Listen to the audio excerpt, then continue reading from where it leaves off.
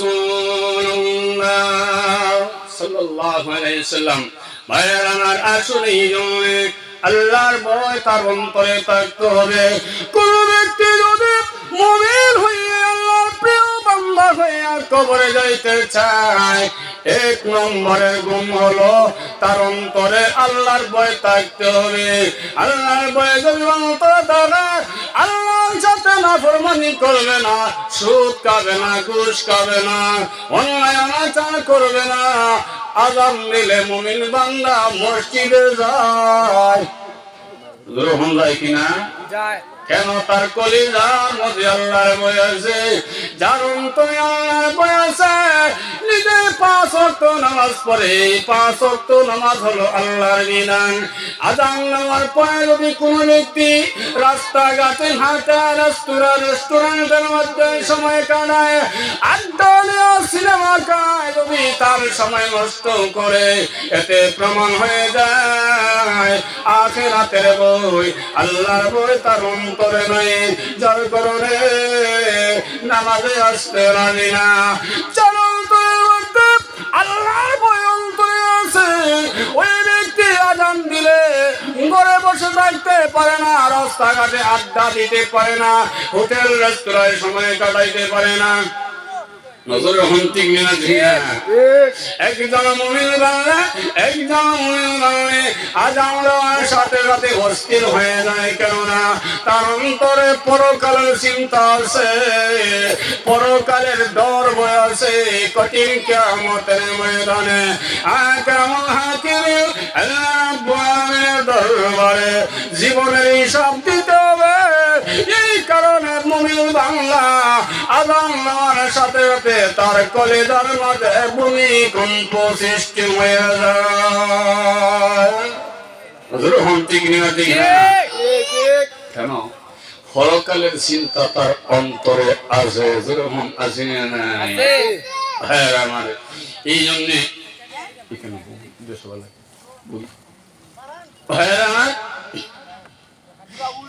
যিনি অন্তরে আল্লাহর ভয় আছে, সে নিজেও নামাজ পড়ে, ফ্যামিলির মানুষ হালাল রাস্তায় থাকে। ঠিক কিনা? পরকালের দিকে আহ্বান করে, যেমন সাহাবায়ে কেরাম, তিনি তাহারা নিজে নামাজ পড়তেন, বিবিগণদেরকে বলতেন নামাজ পড়ার জন্য। এমনকি সাহাবাদের অবস্থা এমন ছিল, তাদের কিছু কিছু সাহাবীদের জিন্দেগি খুললে হওয়া যায়, তারা পরনের কাপড় ঠিক মতো ছিল না, কিন্তু এরপরও নামাজ ছাড়েন নাই। সুবহানাল্লাহ। আর আমরা শোকেস পরা কাপড়, কিন্তু নামাজের সময় নাই। জিগাইলে হয় এখনো সময় হয়েছে না হুজুর? এখনো সময় হয়েছে না। তো হঠাৎ একদিন আজরাইল যাত্রা দিব, তখন কি সময় হলে? একজন সাহাবী, রাসূলের সাহাবী, ওনার নাম আব্দুল্লাহ আনসারী রাদিয়াল্লাহু তাআলা আনহু। আব্দুল্লাহ আনসারী রাদিয়াল্লাহু তাআলা আনহু মসজিদে নববীতে নামাজের জন্য যায়। বিশ্ব নবী রাহমাতুল লিল আলামিন তিনি নিজেই ইমামতি করেন। ইমাম সাহেবরা নবীজি নিজেই ইমামতি করেন।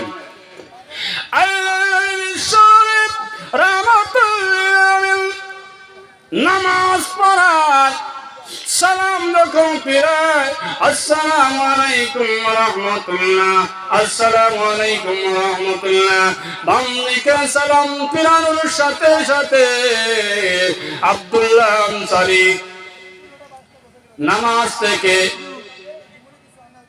নামাজ থেকে উঠিয়া ঘর থেকে, মসজিদ থেকে বের হয়ে দৌড়ানো শুরু করে।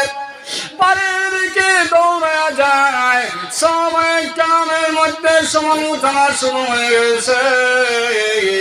এক পর্যায়ে আল্লাহর নবী বলেন, সাহাবীরা রে, তোমরা কার সমালোচনা করো? তোমরা কি পিস পিস করে কি সমালোচনা করো? সাহাবায়ে কেরাম রাদিয়াল্লাহু আনহুম আজমাইন বলে, হে নবী গো, আব্দুল্লাহ আনসারী নামাজ পড়ে সালাম ফিরানোর সাথে সাথে প্রত্যেকটা ওয়াক্তে জামাতের সালাম ফিরানোর সাথে সাথে দৌড় শুরু করে ও নবীজি বাড়ির দিকে রওনা হয়ে যায়, বাড়ির দিকে দৌড়ে যায়। এই আব্দুল্লাহ আনসারী এই অবস্থা দেখে আমাদের মধ্যে একটা সমালোচনা শুরু হয়ে গেছে। দেখবেন কিছু মুসল্লি আছে মসজিদে গেলে ডানে চায় বামে চায়, সামনে দিকে চায় পিছন দিকে চায়, খেলায় কোন দোষ করছে শুধু তাই নয়, ইমাম সাহেব কি দোষ করছে এটাও দেখো লাগে। নামাজ ছাড়া তো তেমন নামাজের ভিতরেও দেখে নামাজ হয়েছে আল্লাহু আকবার কিবলার দিকে দাঁড়াইছে তো ঠিক হয়, কিন্তু ধ্যান দাও না ইমাম সাহেবের দিকে, ইমামের ভুল নিও।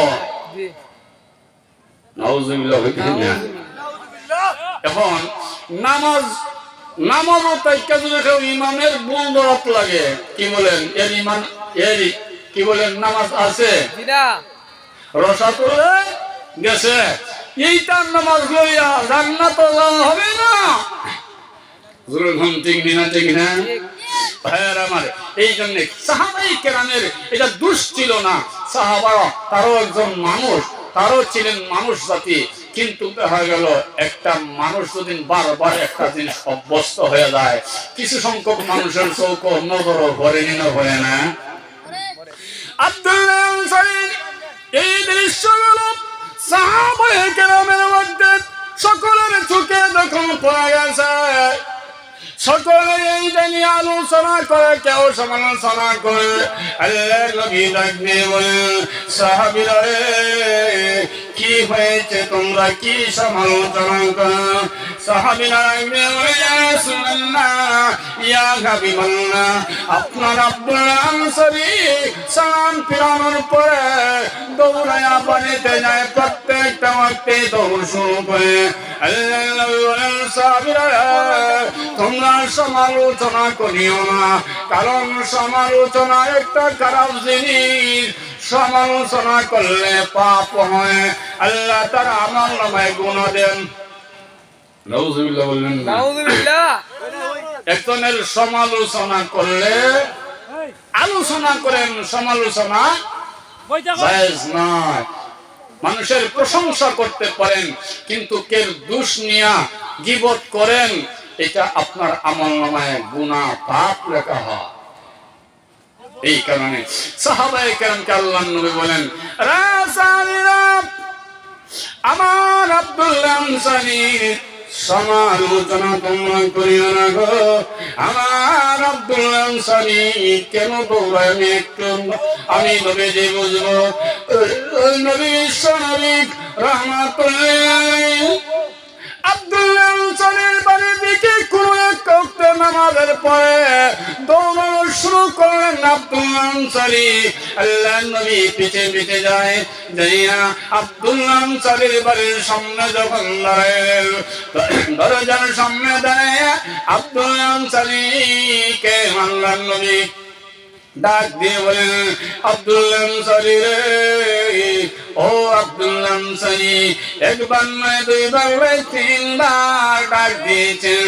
আল্লাহর নবী বিশ্বনবী রাহমাতুল লিল আলামিন দরজার সামনে দাঁড়ায় সালাম দেয়, আসসালামু আলাইকুম ইয়া আব্দুল্লাহ আনসারী।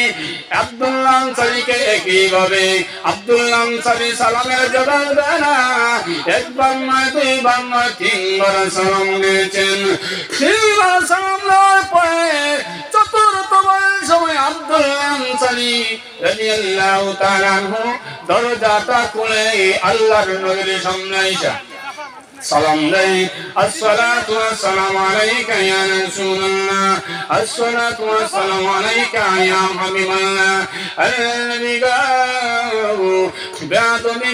বেয়াদবি মাফ করবেন, নবীজি আমি বড় অসুবিধার মধ্যে ছিলাম। আল্লাহর নবী বলেন, আব্দুল্লাহ একবার নয় দুইবার নয়, আমি নবী তিনবার তোমার সালাম দিলাম। ও আব্দুল্লাহ আনসারী তিনবার সালাম দিলাম, একটা বারের জবাব আমাকে দিলেন না। একটি মানুষ সালামের জবাব দেন। আব্দুল্লাহ আনসারী ডাক দিয়ে বলেন, ইয়া রাসূলুল্লাহ, ইয়া হাবিবাল্লাহ, আপনি যখন সালাম দিয়েছিলেন তখন আমি ছিলাম উলঙ্গ। আল্লাহর হাবিব রহমাতুল লিল আলামিন, আপনি তো জানেন সরদার, আমি যদি উলঙ্গ অবস্থায় আপনাকে সালামের জবাব দেই তাহলে আপনার সাথে বিয়াদবি হয়ে যাবে, আপনার সালামের সম্মানের অবমাননা হয়ে যাবে। সুবহানাল্লাহ বললেন না? সুবহানাল্লাহ। আপনার সালামের অবমাননা হওয়ার জন্য আমি আপনার সালামের অবমাননা হয়ে যাবে বিদায় আমি আব্দুল্লাহ আনসারী উলঙ্গ অবস্থায় সালামের জবাব দেই নাই। আল্লাহ নবী বলেন, আব্দুল্লাহ রে, ও আব্দুল্লাহ, তুমি যেন নামাজের পরে দৌড়ানো শুরু করো। আমি নবী জিজ্ঞাসা করতে চাই কারণটা কি? আব্দুল্লাহ আনসারী বলেন, ইয়া রাসূলুল্লাহ, ইয়া হাবিবাল্লাহ, ও নবীজি,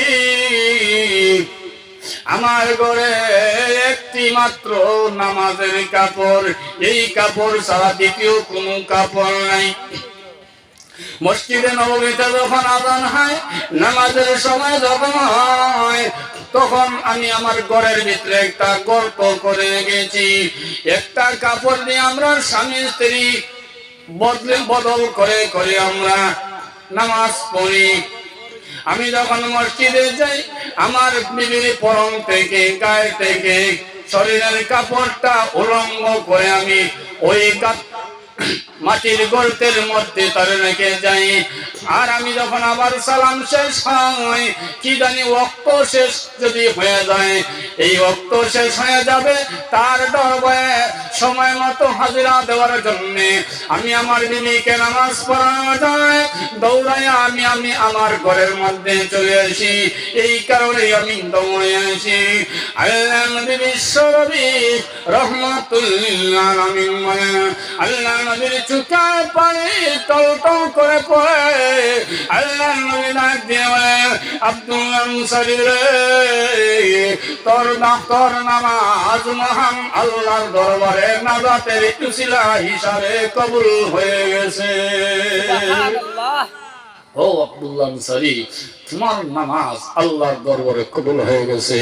কেন আব্দুল্লাহ আনসারী, তুমি যে নামাজ পড়েছো এটা আল্লাহকে পাওয়ার জন্য, খুশি করে আল্লাহকে রাজামন্দি করার জন্য তুমি নামাজ পড়েছো, যার কারণে সালাম ফিরানোর সাথে সাথে তুমি দৌড়াইয়া মসজিদে আসছো, তুমি দুনিয়ার অন্য কোথায় যাও নাই। এই কারণে ভাইরা আমার, যিনি আল্লাহর ভয় যার অন্তরে আছে সে আল্লাহর বিধান পালন করবে, 5 ওয়াক্ত নামাজ পড়বে, হারাম খাবে না, সুদ খাবে না, ঘুষ খাবে না,